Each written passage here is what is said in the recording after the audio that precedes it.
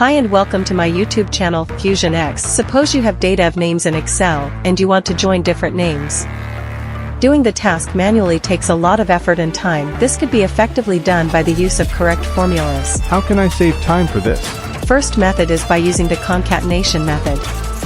Type the formula as shown on screen and define the range of data. Press enter and expand to get the results. But in case you have empty spaces in your data, you should use the text join feature. Type the formula as shown on screen.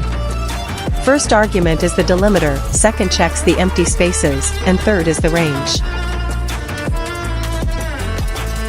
Type double braces for first, followed by comma and true, for ignoring empty spaces.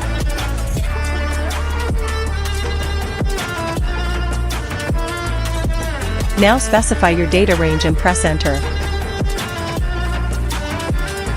Expand to get results.